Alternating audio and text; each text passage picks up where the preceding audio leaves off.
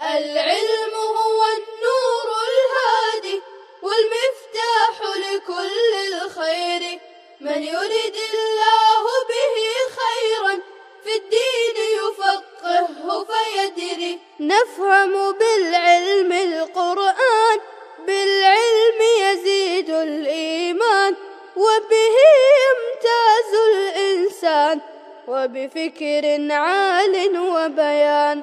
تنزل بالعلم الرحمات، بالعلم تنال الجنات، وبه ترتفع الدرجات، وتضاعف فيه الحسنات.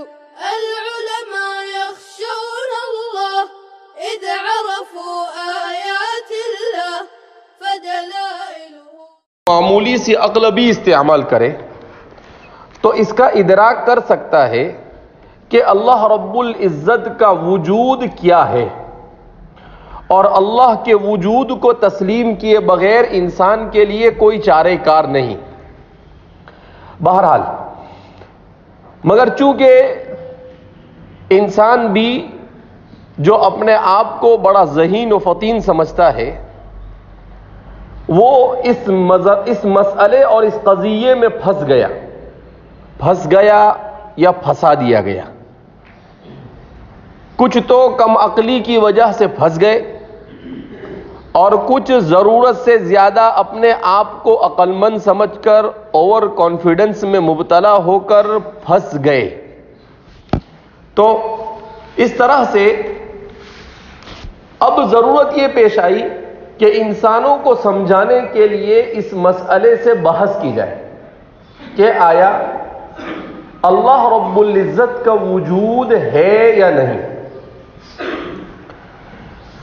تو اب متکلمین اسلام نے اس کو اپنی محنت کا میدان بنایا۔ یہاں پر ایک سوال یہی کھڑا ہوتا ہے کہ نبی کریم صلی اللہ علیہ وسلم نے کیوں ان مسائل سے بحث نہیں کی، صحابہ نے کیوں بحث نہیں کی، اور دوسری صدی میں جا کر کیوں یہ مسئلہ کھڑا ہوا۔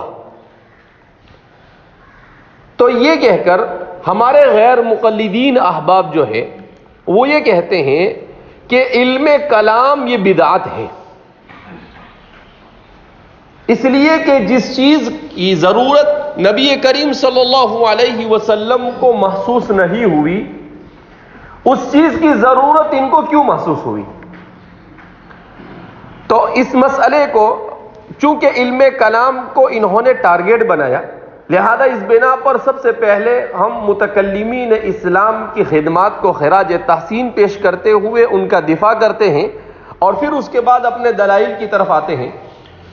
تو اس مسئلے کا سیدھا سا جواب یہ ہے کہ نبی کریم صلی اللہ علیہ وسلم کی جب بعثت ہوئی اور حضرات صحابہ کرام رضوان اللہ تعالی عنہم اجمعین نے جب آپ صلی اللہ علیہ وسلم کی تعلیمات اور آپ کی صحبت بابرکت سے استفادہ کیا، تو حضرات صحابہ کے یہاں پر آمنا و صدقنا کا مزاج تھا۔ حضرات صحابہ یہ سوالوں کے پوچھنے کے در پہ نہیں ہوتے تھے۔ کبھی کبھی اگر حضرات صحابہ لا یعنی سوال بھی کرتے تھے تو وحی کے ذریعے سے انہیں متنبہ کر دیا جاتا تھا، اور ان سے کہا گیا باقاعدہ، قرآن کریم میں آیت کریمہ نازل ہوئی کہ کسی ایسی چیز کے بارے میں تم سوال کرو کہ اگر اس کی حقیقت تمہارے سامنے ظاہر کر دی جائے تو تم تکلیف اور پریشانی میں مبتلا ہو جاؤ، لہذا بہتر یہ ہے کہ تم بے جا اور بے فائدہ سوال مت کرو۔ ان تسألوا عنہا حین، ایک صحابی نے آپ صلی اللہ علیہ وسلم سے سوال کر لیا کہ اللہ کے رسول صلی اللہ علیہ وسلم، این ابی، میرا ابا کہاں ہے، افی الجنت ام فی النار، جنت میں ہے یا جہنم؟ تو آپ صلی اللہ علیہ وسلم سکتا، خاموش رہے۔ انہوں نے پھر سوال کیا، این ابی یا رسول اللہ، میرے والد کہاں ہیں؟ تو آپ صلی اللہ علیہ وسلم نے پھر کہا، پھر خاموش رہے. پھر تیسری بار انہوں نے سوال کیا تو آپ صلی اللہ علیہ وسلم نے کہا فی النار. اب وہ پریشان ہو گئے. اب ظاہر سی بات ہے، اپنے باپ کو کوئی جہنم میں ہے ایسا سننا کیسے گوارا کر سکتا ہے؟ لیکن چونکہ وہ حالت کفر میں مرے تھے تو ظاہر سی بات ہے ان کا فی النار ہونا یقینی تھا. تو قرآن کریم نے حضرات صحابہ سے کہا لا تسألوا عن اشیاء ان تبد لکم تسؤکم، کہ ایسے سوال نہ کرو کہ اگر اس سوال کا جواب تمہارے سامنے ظاہر کر دیا جاوے تو تمہیں برا لگے. تو سیدنا حضرت انس بن مالک رضی اللہ تعالی عنہ فرماتے ہیں حضرات صحابہ نے اس دن سے سوال کرنا بند کر دیا. کیوں؟ اس لیے کہ اب صحابہ کو ڈر لگنے لگا کہ کہیں ایسا نہ ہو کہ ہم کوئی ایسا سوال کر دے اللہ کے رسول صلی اللہ علیہ وسلم سے جس کا جواب دینے سے آپ صلی اللہ علیہ وسلم کو تکلیف ہو یا جس کا جواب ہم سن کر ہمیں تکلیف ہو. تو فرماتے ہیں وہ خاموش ہو گئے سب. جب یہ سب خاموش ہو گئے تو اب فرماتے ہیں انس بن مالک کہ ہم اعراب کا انتظار کیا کرتے تھے، دیہاتی صحابیوں کا، کہ کوئی دیہاتی آ جاوے اور آپ صلی اللہ علیہ وسلم سے اٹپٹے سوال کرے. اب چونکہ وہ دیہاتی نئے نئے ہوتے تھے، ان کو تو کچھ پتہ نہیں ہوتا تھا کہ بھئی کیا پوچھنا اور کیا نہیں پوچھنا. ویسے بھی قرآن کریم نے کہا کہ الاعراب اشد کفر و نفاق و اجدر اللہ یعلم حدود ما انزل اللہ. تو اس کو تو کچھ آتا پتہ ہوتا نہیں، گوار ہوتے ہیں بیچارے، جاہل جٹ ہوتے ہیں. تو اب جب کوئی کہا کہ کوئی اچھا دیہاتی آ جاتا سوال کرنے والا تو ہم خوش ہو جاتے ہیں کہ ہاں آج سوال کے جوابات کیا ہوں گے ہم کو ملیں گے. تو اس لیے اللہ کے رسول صلی اللہ علیہ وسلم سے صحابہ زیادہ سوالات نہیں کیا کرتے تھے، خاص طور پر عقلی سوالات زیادہ نہیں کرتے تھے. مگر چونکہ یہ اللہ کا دین تھا، یہ قیامت تک باقی رہنے والا تھا، اگرچہ صحابہ سوال نہیں کرتے تھے اور صحابہ کے لیے ادب کا تقاضا بھی یہی تھا کہ وہ سوال نہ کریں اور سیدھا سیدھا کہے آمنا و صدقنا، کہ ہم ایمان لائے اور ہم نے تصدیق کی. مگر اللہ رب العزت دنیا کے مختلف خطوں سے لوگوں کو بھیج دیا کرتے تھے. یہ لوگ آ کر سوال کرتے تھے اور آپ صلی اللہ علیہ وسلم ان لوگوں کو اطمینان بخش جواب دیتے تھے.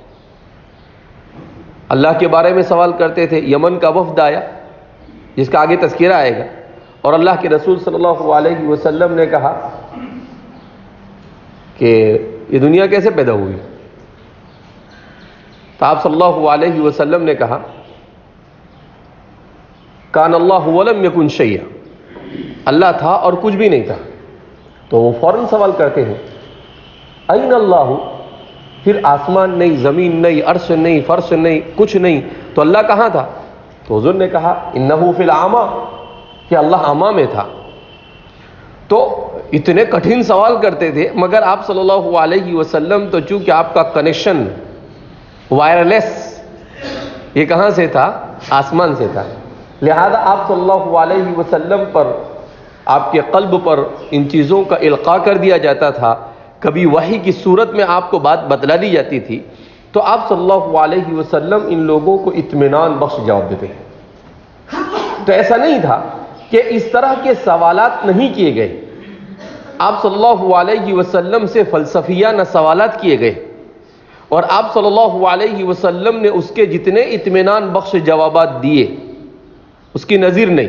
لیکن ہوتا یہ ہے کہ یہ متجددین اور فلاسفہ قسم کے جو لوگ ہیں، چونکہ یہ لوگ احادیث مبارکہ کو قابل اعتنا نہیں سمجھتے تو یہ اسے پڑھتے ہی نہیں. جب اسے پڑھتے ہی نہیں تو ان کے سامنے یہ چیزیں آتی ہی نہیں. اب جب آتی ہی نہیں ہے تو پھر یہ کہتے ہیں کہ اسلام نے ان چیزوں کے جو بنیادی ہے تشفی بخش جواب نہیں دیے. ارے بھائی جواب ہے مگر آپ نے پڑھے نہیں. اب آپ نے نہیں پڑھے تو قصور آپ کا ہے. آپ اللہ کے رسول کو اور صحابہ کو کیسے مورد الزام ٹھہرا سکتے ہیں؟ بہرحال تو اس لیے ایسا نہیں ہے کہ نبی کریم صلی اللہ علیہ وسلم کی تعلیمات میں اس قسم کے سوالات کے جوابات نہیں ہے، نہیں، ضرور آپ صلی اللہ علیہ وسلم کی تعلیمات میں ان چیزوں کے جوابات ملتے ہیں۔ کیوں؟ اس لیے کہ یہ دنیا اللہ رب العزت 2-3 ہزار سال تک چلانے والا تھا، تو اس میں تو طرح طرح کے لوگ آنے والے تھے اور دین کے کمال کا اعلان کیا جا چکا تھا، لہذا کوئی بھی علمی یا دینی پہلو یہ تشنا رہ جاوے یہ ممکن نہیں تھا۔ آپ صلی اللہ علیہ وسلم کے وجود میں، آپ کے رہتے ہوئے کوئی بھی دین کا کوئی بھی پہلو سمجھنے کے اعتبار سے تشنا رہ جاوے اور ادھورا رہ جاوے یہ ناممکن تھا۔ سارے کے سارے پہلو کیا ہو چکے تھے؟ بالکل سیراب ہو کر۔ اسی لیے تو نبی کریم صلی اللہ علیہ وسلم کو معلوم تھا کہ یہ فلاسفہ اور یہ خلاسفہ اور پتہ نہیں کون کون سے صفہ آنے والے ہیں اور یہ کچھ بھی بکواس کریں گے۔ حضور نے اپنی آخری حج کے موقع پر کہا، الا هل بلغت، اے لوگو گواہ رہو میں نے تمہیں پہنچا دیا۔ صرف ایسا نہیں کہ آپ صلی اللہ علیہ وسلم نے کہہ دیا اور خاموش ہو گئے۔ حضور نے کہا، ان سے سوال کیا 1 لاکھ سے زائد صحابہ سے حجۃ الوداع کے موقع پر کہ کیا میں نے تمہیں پہنچایا نہیں؟ حضرات صحابہ نے اس کا جواب دیا کہ اللہ کے رسول صلی اللہ علیہ وسلم بلغت الامانۃ، آپ نے امانت کو پورے طور تک ہم تک پہنچا دیا ہے، تاکہ اس طرح کے لوگوں کے لیے کوئی موقع نہ رہے۔ وہ یہ نہیں کہہ سکتے ہیں کہ اللہ کے رسول صلی اللہ علیہ وسلم نے دین کو ادھورا چھوڑا، نہیں، آپ صلی اللہ علیہ وسلم نے دین کو مکمل چھوڑا۔ ضرورت اس بات کی ہے کہ دین کے تمام مصادر اور مراجع کا گہرائی کے ساتھ مطالعہ کیا جائے۔ جتنا وقت مناطقہ، فلاسفہ اور ان سائنسدانوں، جدت پسندوں، ان لوگوں نے اپنی عقل کو غیر ضروری چیزوں میں استعمال کیا، اگر اسی چیز کو اگر انہوں نے اپنے اس وقت کو شریعت کے مصادر اصلیہ کے پڑھنے میں استعمال کیا ہوتا تو ان کے سارے جوابات کیا ہو جاتے؟ کافور ہو جاتے، ان کو سارے کے سارے سوالات کے جوابات کیا ہو جاتے؟ مل جاتے، مگر انہوں نے ایسا کیا نہیں۔ لہذا علم کلام سے عداوت یہ کسی صورت میں درست نہیں۔ علم کلام من صمیم الاسلامی، اسلام کا دفاع کرنے کے لیے ہمارے سلف صالحین نے مدون کیا۔ ابھی 2 دن پہلے ہمارے ایک دوست ہے، یہ کتاب کے مصنف ڈاکٹر سامی عامری، تو ان سے میں نے کہا کہ آپ چونکہ آپ کی جدید نظریات کے اوپر بہت گہری نظر ہے، تو میری آپ سے درخواست یہ ہے، عربی میں میسج لکھ کر بھیجا میں نے ان کو واٹس ایپ پر، تو میں نے ان سے کہا کہ آپ طحاوی کے اوپر کوئی ایسا حاشیہ لکھے کہ جس سے طحاوی میں جو جدید مباحث کی طرف اشارات کیے گئے ہیں اس کا جوابات اس میں آدمی کو مل جاوے۔ تو انہوں نے ایک کتاب کا نام بھیجا، درۃ البیان ایسا کچھ تھا فی عقیدۃ الاسلام، تو میں نے اس کو تلاش کیا تو وہ مجھے مل گئی۔ جب میں نے اس کو پڑھنا شروع کیا تو کتاب ٹھیک تھی، مگر شروع میں سب سے پہلے مقدمے ہی میں اس نے کہا کہ علم کلام کا سیکھنا جائز نہیں۔ اب میں نے کہا کہ ارے بھیا، علم کلام پڑھ کر تو نے یہ کتاب لکھی ہے اور پھر کیا کہتا ہے کہ علم کلام کا پڑھنا جائز نہیں ہے، یہ کہاں کی عقل مندی ہو سکتی ہے؟ تو یہ اصل میں اس کی وجہ یہ تھی کہ امام ابن تیمیہ اور ابن القیم الجوزی کے زمانے میں لوگوں کا رجحان یہ علم کلام کی طرف زیادہ تھا، تو لوگوں کو علم کلام سے اور عقلی علوم سے دور کر انہیں روایتی علوم یعنی کتاب و سنت کی طرف لانے کے لیے ان لوگوں نے کچھ ایسے اسٹیٹمنٹ دیے، کچھ ایسی باتیں کہی کہ ان باتوں کو انہوں نے اس کی ظاہری شکل و صورت پر پکڑ لیا اور کہا کہ بھائی منطق بھی پڑھنا جائز نہیں ہے، فلسفہ بھی پڑھنا جائز نہیں ہے، علم کلام بھی پڑھنا جائز نہیں ہے، جبکہ انسان کسی دوسرے انسان کو اپنا صحیح پیغام سمجھانے کے لیے ان کی سب کی ضرورت ہے، منطق کی بھی ضرورت ہے، فلسفے کی بھی ضرورت ہے اور علم کلام کی بھی ضرورت ہے۔ اس کے بغیر آپ اسلام کا دفاع بھی نہیں کر سکتے اور اسلام کی صحیح تبلیغ بھی نہیں کر سکتے، اسلام کی طرف صحیح طور پر آپ دعوت بھی نہیں دے سکتے۔ لہذا اس بنا پر یہ آپ کے ادھورے مطالعے کا نتیجہ ہے، ورنہ بہت سارے ابن تیمیہ اور ابن القیم نے خود اپنی کتابوں میں منطق اور فلسفہ اور کلام سے بحثیں کی ہیں۔ اگر انہوں نے یہ کہا کہ بھئی سب کچھ چھوڑ کر صرف اسی کا رہ جانا، یہ تو سبھی ہم بھی کہتے ہیں کہ بھئی درست نہیں ہے کہ آپ سب کچھ چھوڑ چھاڑ دو اور اسی کے پیچھے لگ جاؤ اور دوسرا کوئی کام کاج نہ ہو، نہیں، یہ تو درست نہیں ہے۔ ہاں، ضرورت کے بقدر اس کو سیکھنا اور اسلام کا دفاع اس سے مقصود ہو، یہ تو ظاہر سی بات ہے، ناجائز تو کیا بلکہ مطلوب اور ضروری ہے۔ وَلْتَكُمْ مِنْكُمْ أُمَّةٌ کا تقاضا ہی یہ ہے کہ کچھ لوگ ایسے ہونے چاہیے جو مکمل طور پر ان چیزوں کو پڑھ کر اسلام کا صحیح طور پر کیا کر سکے، دفاع کر سکے۔ بہرحال تو اس سلسلے میں جیسا کہ ہم نے بتلایا کہ علم کلام، چاہے علم کلام قدیم ہو چاہے علم کلام جدید ہو، دونوں علم کلام کا جاننا اور سمجھنا یہ ہمارے طلباء کے لیے ضروری ہے۔ میں پچھلے 2-3 سال سے چونکہ اس موضوع کے اندر بہت انہماک کے ساتھ داخل ہوا ہوں، میں نے اسے پڑھا تو مجھے بھی اندازہ ہوا کہ ہمارے درس نظامی سے ان فلسفہ اور منطق کی کتابوں کو جو نکال دیا گیا ہے، اسے اگرچہ اسی طرز پر نہیں مگر اسے تھوڑا سا آسان کر کر اور جدید انداز اور جدید اسلوب میں اسے دوبارہ داخل کیا جانا چاہیے، تاکہ ہمارے طلباء میں وہ صلاحیت پیدا ہو جو اسلام سائنس کی طرف سے اور فلسفہ جدیدہ کی طرف سے اسلام پر اور مناطق جدیدہ کی طرف سے اسلام پر جو اعتراضات ہوتے ہیں، ان اعتراضات کے جواب کے لیے ہمارے یہاں پر ایک ٹیم کیا ہونی چاہیے، تیار ہونی چاہیے۔ بہرحال تو اس سلسلے میں ایک بات تو یہ بیان کر دی گئی، اب اس کے بعد اللہ رب العزت کے وجود کے سلسلے میں جیسا کہ ہم نے بتلایا کہ اللہ رب العزت کے وجود کے بارے میں سب سے پہلی بحث یہی آتی ہے کہ اللہ رب العزت کا وجود یہ عقلی اور منطقی اعتبار سے اس کی کتنی حقیقت ہے۔ تو اللہ کے وجود کی حقیقت اس کا انکار نہیں کیا جا سکتا، اس لیے سب سے پہلی بحث یہ آتی ہے کہ وجود کیا ہے۔ سب سے پہلی بحث کیا آتی ہے؟ وجود۔ تو دیکھو، ایک ہے وجود اور ایک ہے عدم۔ وجود کے سلسلے میں مناطقہ کے یہاں پر 2 رائے ہیں۔ مناطقہ کی ایک جماعت کا یہ کہنا ہے کہ وجود امر بدیہی ہے، اور جو چیز امر بدیہی ہوتی ہے، بین اور واضح ہوتی ہے، اس چیز کی تعریف کی ضرورت نہیں۔ فالوجود لا يحتاج الى تعریف، لہذا وجود یہ تعریف کا محتاج نہیں۔ ان کا یہ کہنا ہے کہ آپ 2-3 سال کے بچے کو بھی اگر آپ یہ کہہ دو کہ بھائی 2-3 سال کے بچے سے بھی اگر آپ یہ کہہ دو کہ بھائی وجود کس کو کہتے ہیں، تو تھوڑی بہت سمجھ بھی ہوگی، 4-5 سال کا بھی ہوگا تو وہ بھی کہے کہ ہے اس کا مطلب وجود۔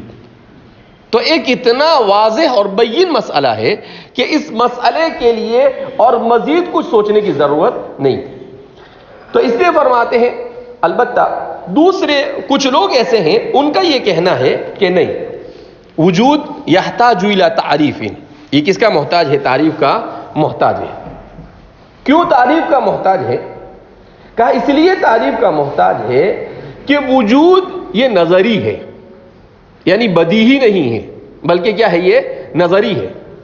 یہ مناطقہ کے یہاں پر یہ بحث پائی جاتی ہے۔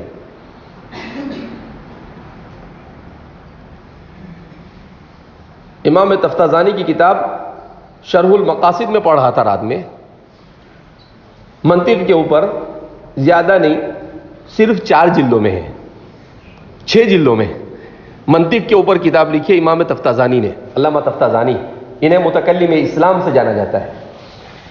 تو انہوں نے وجود کی اس بحث کے لیے 150 صفحے خرچ کیے، کتنے صفحے خرچ کیے ہیں؟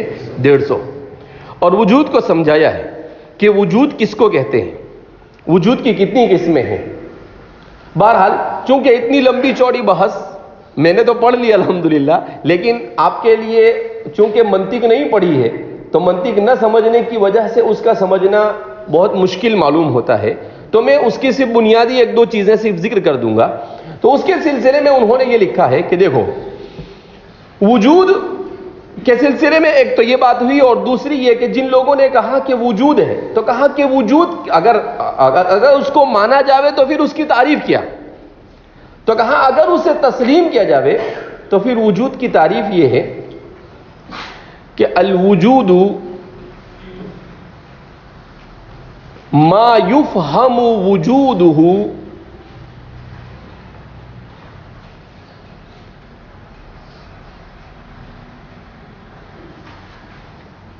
فی الخارجی او فی الداخلی، فی الخارجی او فی الصورتی، فی الخارجی او فی الصورتی، کہ وجود کہتے ہیں کسی چیز کا پایا جانا. اب یہ پایا جانا یا تو خارج میں بالجسم والجسد ہوگا یا باطن میں بدون الجسم والجسد ہوگا، صرف اس کا وجود ذہنی ہوگا. کیا بولیں گے اس کو؟ وجود ذہنی. تو یا تو کسی چیز کا وجود ظاہری ہوگا یا وجود باطنی کہیں گے، یا پھر اس کو کہیں گے وجود ذہنی کہیں گے. جیسے مثال کے طور پر انسان کا وجود، تو انسان کا وجود خارج میں موجود ہے. انسان خارج میں کیا ہے؟ موجود ہے. جتنے بھی جانور ہیں، بلڈنگیں ہیں، جتنی بھی چیزیں انسان کو اپنی آنکھوں سے نظر آتی ہے، یہ سب کے سب کیا ہے؟ وجود ہے. ان سب کا وجود ہے، خارج میں وجود پایا جاتا ہے. اور ایک وہ وجود ہوتا ہے جس کو وجود ذہنی کہتے ہیں. کیا مطلب؟ کہ اس کے وجود کو تسلیم کرنے کے لیے آپ کو خارج میں جسم اور جسد ماننے کی ضرورت نہیں. خارج میں جسم اور جسد ماننے کی ضرورت نہیں. تو اس لیے فرماتے ہیں کہ اللہ کی ذات یہ موجود ہے، اللہ کی ذات یہ کیا ہے؟ موجود ہے، مگر اس کے لیے جسد ماننے کی ضرورت نہیں ہے، بلکہ اسے انسان کی عقل اس اللہ کی ذات کو ماننے پر مجبور ہے کہ بھئی اللہ ہے. اللہ کی ذات کیا ہے؟ کیوں؟ اتنے قرائن اور دلائل پائے جاتے ہیں کہ ان دلائل کی روشنی میں یہی کہا جا سکتا ہے کہ اس کی ذات ہے. اسی لیے وہ کہتے ہیں کہ ایک ہوتا ہے واجب الوجود، اور دوسرا ہوتا ہے ممتنع الوجود، اور تیسرا ہوتا ہے ممکن الوجود. ایک ہوتا ہے واجب الوجود، دوسرا ہوتا ہے ممکن الوجود، اور تیسرا ہوتا ہے ممتنع الوجود. واجب الوجود کس کو کہتے ہیں؟ ایسی ہستی اور ایسی ذات کو کہتے ہیں جس کا وجود عقلاً ضروری ہو، اس طور پر کہ اس کا وجود ذاتی ہو، وہ کسی دوسرے موجد کا محتاج نہ ہو. اس کا وجود ذاتی ہو، وہ کسی دوسرے موجد کا محتاج نہ ہو، اور وہ صرف ایک ذات ہے اور وہ ہے ذات باری تعالی. اسی لیے اس کو کہا جاتا ہے واجب الوجود. اس کو کیا کہا جاتا ہے؟ واجب الوجود. اور پھر اس کو بڑے اچھے انداز میں سمجھائے. کہا کہ اللہ کو واجب الوجود ماننا کیوں ضروری؟ کہا کہ اگر آپ ہر وجود کے لیے موجد کو لازم قرار دیں تو یہ تسلسل اتنا بڑھے گا کہ اس کی کوئی انتہا نہیں ہوگی.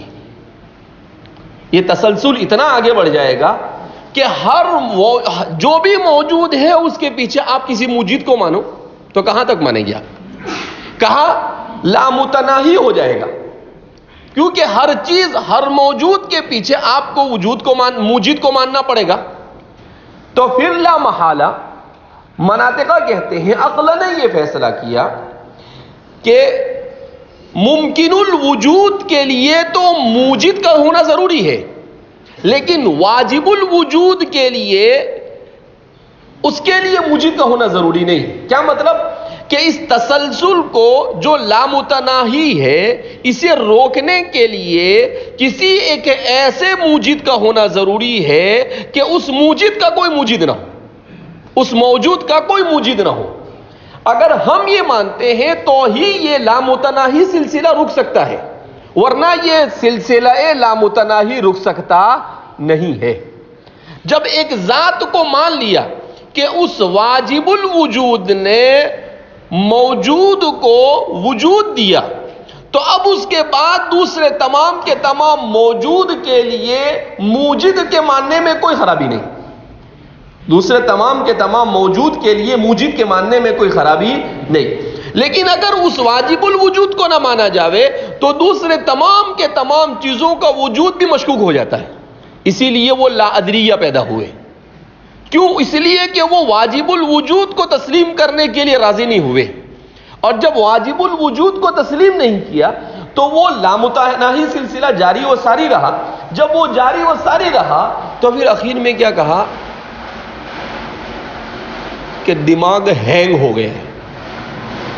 کیا کہہ دیا انہوں نے آخر میں؟ ہمارا دماغ کیا ہو گیا؟ جیسے کمپیوٹر کیا ہوتا ہے ہینگ ہو جاتا ہے, ایسے ہی ہمارا دماغ بھی کیا ہو گیا ہینگ. کیا مطلب؟ اس میں وائرس آ گیا اور اس وائرس نے اسے روک دیا, اور جب اسے روک دیا تو کہا کہ اب ہم یہی کہہ سکتے ہیں کہ جانے دو, اس بحث کو چھوڑو, ہے نہیں ہے اس سے بحث کرنا ہی بے فائدہ ہے. اب جب دماغ ہینگ ہو جائے گا, کام کرنا چھوڑ دے گا, تو انسان ایسی ہی بکواس کرے گا. تو کہا چھوڑو اس کو, لا ادری, کسی چیز کی حقیقت کے بارے میں ہمیں کچھ پتہ نہیں. تو کہا کہ وہ ایسا کیسے چلے گا, دنیا میں انسان بن کر آیا ہے, وَلَقَدْ كَرَّمْنَا بَنِي آدَمَ اشرف الخلائق ہے. کہا بات تو صحیح, لیکن کیا کریں, نان اسٹاپ گاڑی رکی نہیں رہی ہے. تو کہا کہ کوئی بات نہیں. تو پھر انہوں نے کیا کہہ دیا, ہاں لا ادری یہی اصل علم ہے, لا حول ولا قوت الا باللہ. کہا کہ ہمیں یہ کہنا کہ بھئی ہمیں کچھ سمجھ میں نہیں آ رہا, اس کا مطلب یہ ہے کہ علم کے منتہا پر پہنچا ہے. ایسے کیسے؟ یعنی پورا دماغ, پوری انرجی, سب کچھ کھپانے کے بعد حقیقت تک پہنچنے کی کوشش کی, اور پھر اس کے بعد کیا بولتا ہے کہ نہیں وہ سمجھ میں نہیں آیا. تو پھر خواہ اتنا وقت, اتنی انرجی, اتنا دماغ اور اتنے خیالات اور اتنا ذہن استعمال ہی کیوں کیا؟ یہ تو تحصیل ایسا ہو گیا کہ جس تحصیل کا کوئی نتیجہ نہیں. یعنی کسی ایسی چیز کو حاصل کرنے کے پیچھے آپ لگ گئے جس کا کوئی نتیجہ اور جس کا کوئی بھی اثر آپ کے ہاتھ میں آ سکتا نہیں. تو منطق کے اعتبار سے تو یہ اور بھی غلط ہو گیا. منطق ہی کے اصول کی روشنی میں کیا ہو گیا؟ غلط ہو گیا کہ جس چیز کا نتیجہ آپ کو نہیں مل رہا ہے اس چیز کے پیچھے آپ کیوں لگے. لہذا اس بنا پر تو کہاں ایک ہے واجب الوجود اور ایک ہے ممکن الوجود. کس کو کہتے ہیں ممکن الوجود؟ ممکن الوجود کہا جاتا ہے ایسے وجود اور موجود کو جس کے پیچھے کوئی موجد ہو, جس کے پیچھے کون ہو؟ کوئی موجد ہو جو اسے عدم سے وجود میں لائے. یہ دنیا میں جتنی بھی چیزیں پائی جاتی ہیں ہماری نظروں کے سامنے, یہ سب کے سب کیا ہے؟ ممکن الوجود ہے. یہ سب کے سب کیا ہے؟ ممکن الوجود ہے. جیسے انسان, مجھے اور آپ کو, ہم سب کو اللہ نے پیدا کیا تو ہم ممکن الوجود ہوئے. کیا مطلب؟ موجد نے ہمیں پیدا کیا تو ہمیں ہمارے وجود میں آنے کا امکان ہوا, وہ یقین میں بدل گیا, عملی صورت اس نے اختیار کی. اگر وہ نہ چاہتا تو ہم وجود میں نہ آتے. تو ہمارا آنا, وجود میں آنا نہ آنا دونوں ممکن تھا, اس لیے کہ یہ واجب الوجود کے ہاتھ میں تھا کہ وہ واجب الوجود ہمیں وجود دے یا نہ دے. تو اس نے ہمیں وجود دے دیا, لہذا اس بنا پر ہم موجود ہوئے, تو ہم سب کے سب ممکن الوجود ہو گئے. ہم سب کے سب کیا ہو گئے؟ ممکن الوجود. اور تیسرا ہے ممتنع الوجود. تیسرا کیا ہے؟ ممتنع الوجود. کس کو کہتے ہیں ممتنع الوجود؟ ممتنع الوجود کہتے ہیں جس کا وجود ناممکن اور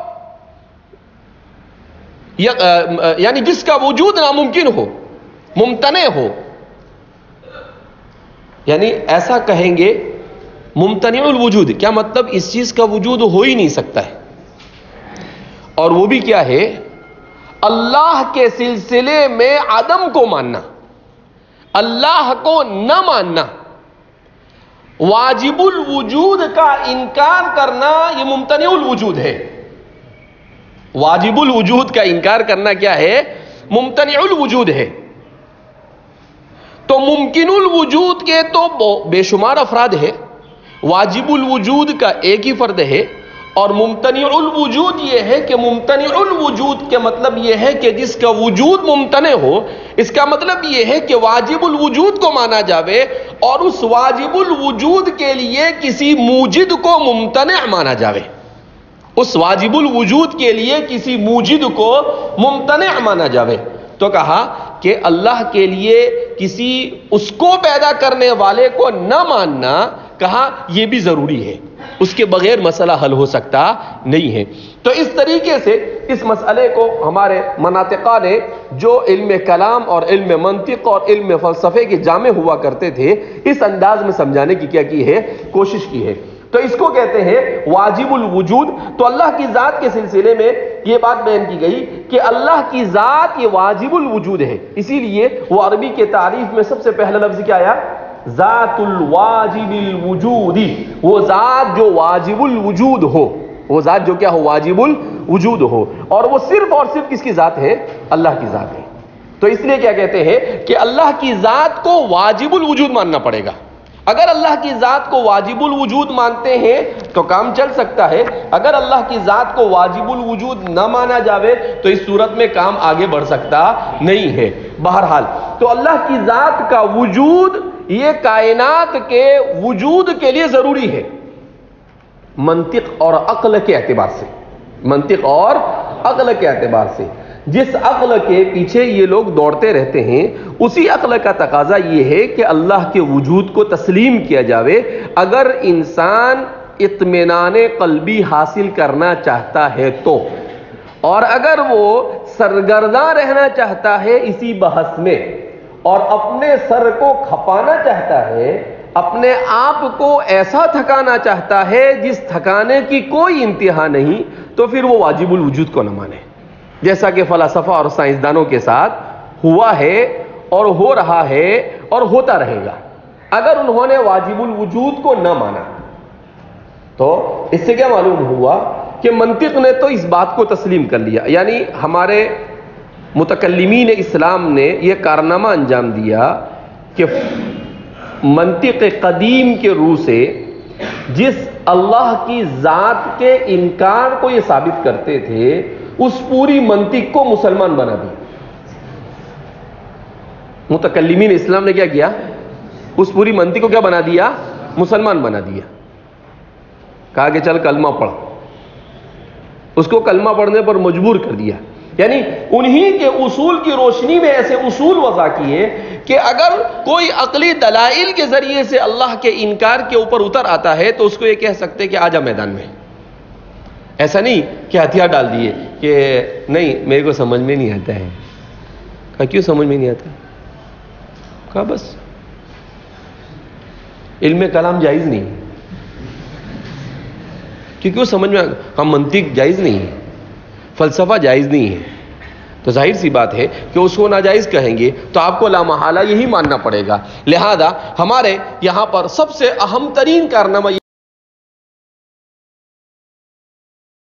عقلی اصول ہی سے ان کے اصول کو کاٹ دیا۔ الحدید یقطع بالحدید، لوہا لوہے سے کاٹا جاتا ہے اور لوہا لوہے کو کاٹتا ہے۔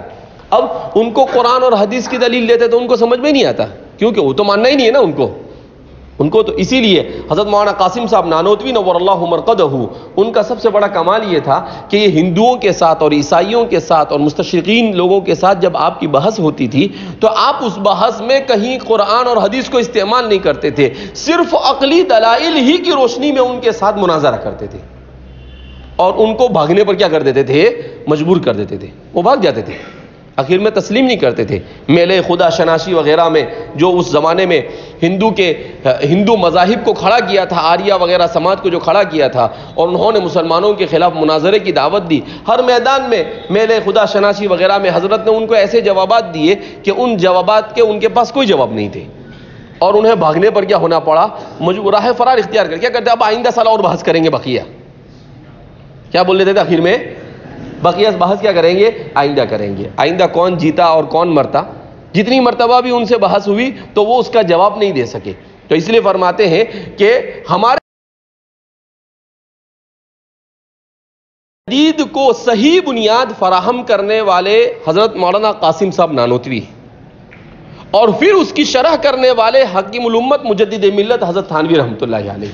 کہا ان دو آدمیوں نے اہل سنت والجماعت کے علم کلام جدید کو مدون کر دیا ہے.